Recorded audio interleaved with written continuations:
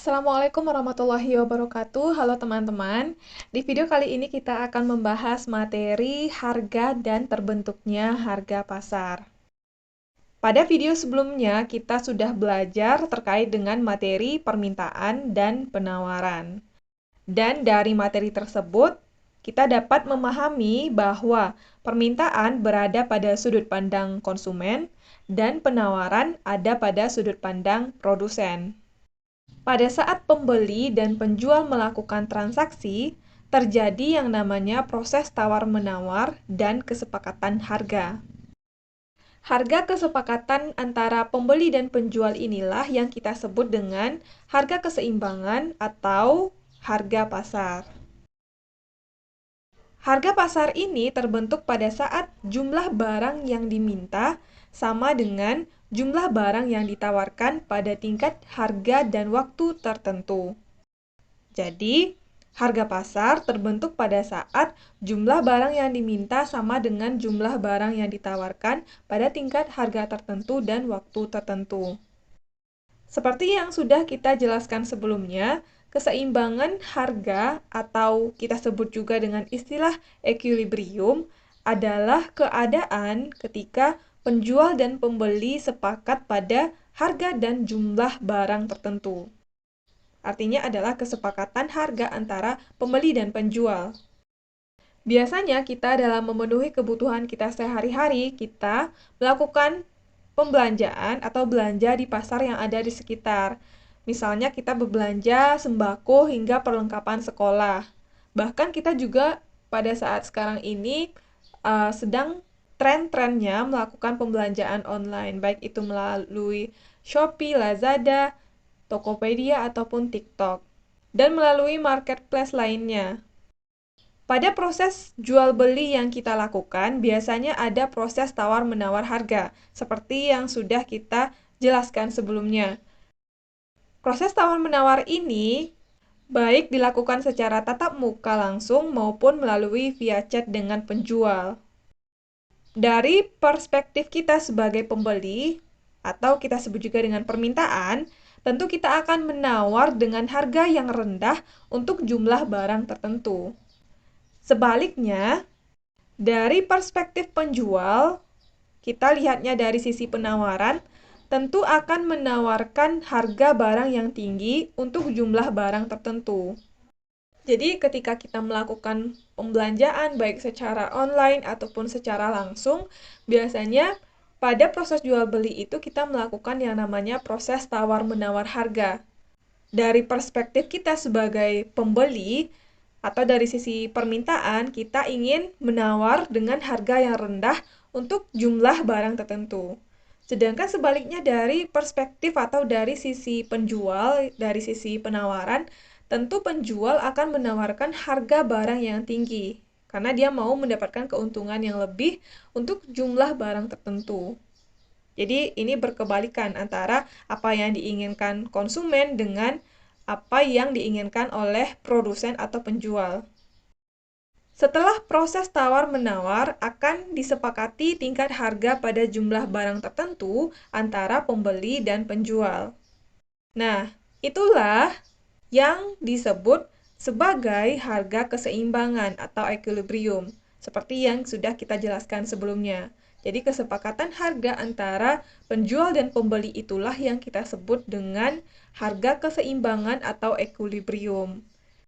Untuk lebih mengerti, kita bisa melihat teori ini pada kurva. Kita bisa melihatnya dari kurva.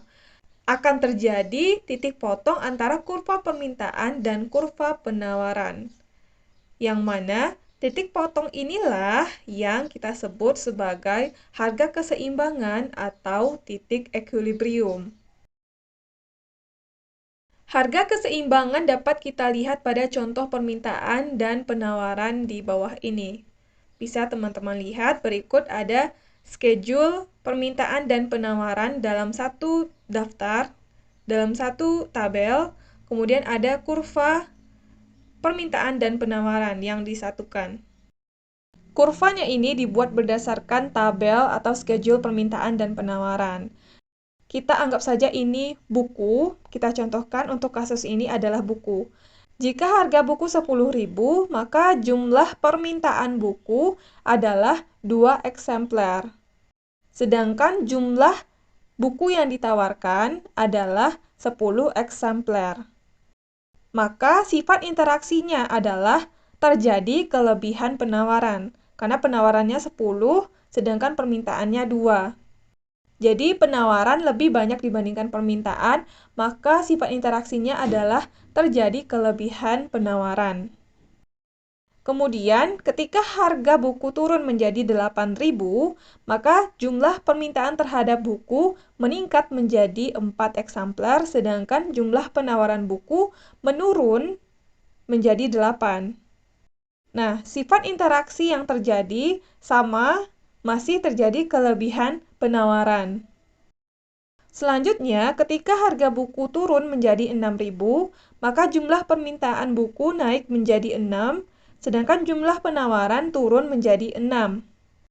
Sifat interaksi yang terjadi adalah terjadi keseimbangan, atau kita sebut juga dengan keseimbangan harga, di mana jumlah permintaan sama dengan jumlah penawaran pada harga tertentu dan waktu tertentu. Kemudian ketika harganya turun menjadi 4.000, maka jumlah permintaan naik menjadi 8 dan jumlah yang ditawarkan turun menjadi 4.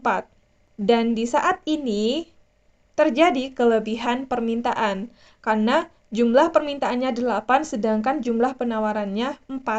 Jadi terjadi kelebihan permintaan karena permintaannya lebih besar dibandingkan penawaran. Kemudian pada saat harga turun menjadi 2.000, maka jumlah permintaan naik menjadi 10 dan jumlah penawarannya turun menjadi 2. Dan juga sama seperti sebelumnya terjadi kelebihan permintaan. Di schedule permintaan ini sama halnya dengan berlaku sesuai dengan hukum permintaan dan penawaran. Ketika harganya turun, maka jumlah barang yang diminta akan naik. Karena antara harga dan jumlah barang yang diminta pada permintaan dia berbanding negatif. Ketika salah satunya turun, maka salah satunya naik. Sedangkan di penawaran, antara harga dan jumlah barang yang ditawarkan berbanding positif. Artinya, ketika harganya turun, maka jumlah barang yang ditawarkan juga akan turun. Karena jika harganya itu turun otomatis produsen dia tidak mau memproduksi barang tersebut karena dia akan mendapatkan keuntungan yang lebih sedikit. Sedangkan kalau dari sisi konsumen atau pembeli, ketika harganya itu tinggi, otomatis orang-orang tidak mau membeli barang tersebut atau lebih sedikit orang yang mau membeli barang tersebut. Akhirnya jumlah permintaannya menjadi turun ketika harganya naik.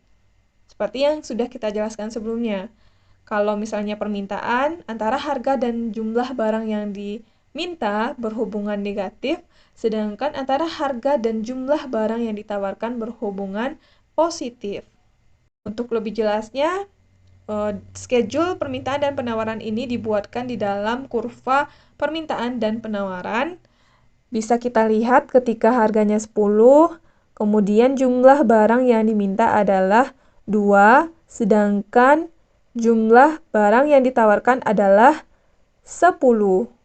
Otomatis di sini terjadi yang namanya kelebihan penawaran. Ya, dari sini ketika harganya 10.000, jumlah permintaannya 2, kemudian jumlah yang ditawarkannya adalah 10.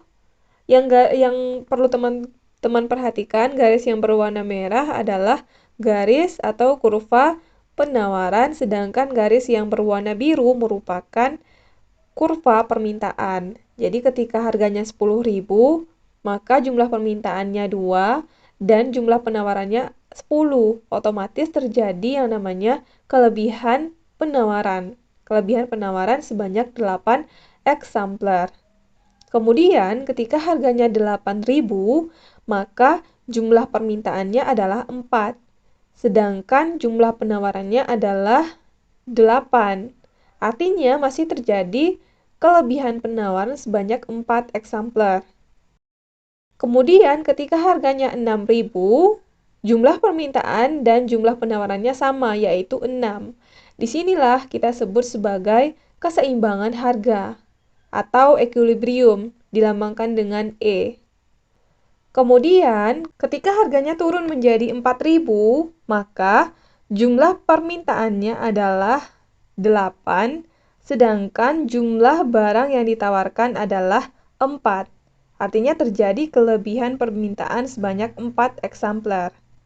Kemudian ketika harganya turun lagi menjadi 2.000, maka jumlah barang yang diminta naik menjadi 10 dan jumlah barang yang ditawarkan turun menjadi 2. Artinya terjadi kelebihan permintaan sebanyak 8 eksemplar. Ya, dari kurva permintaan dan kurva penawaran yang kita gabung ini kita bisa tahu di mana titik keseimbangan harganya dan juga berapa kelebihan permintaan dan juga kelebihan penawarannya. Oke, sekian materi kita terkait dengan harga dan terbentuknya harga pasar. Semoga setelah melihat video ini, teman-teman bisa mengerti, lebih paham terkait dengan harga dan juga bagaimana proses terbentuknya harga pasar. Oke, terima kasih udah nonton video ini sampai akhir. Sampai ketemu lagi di video selanjutnya.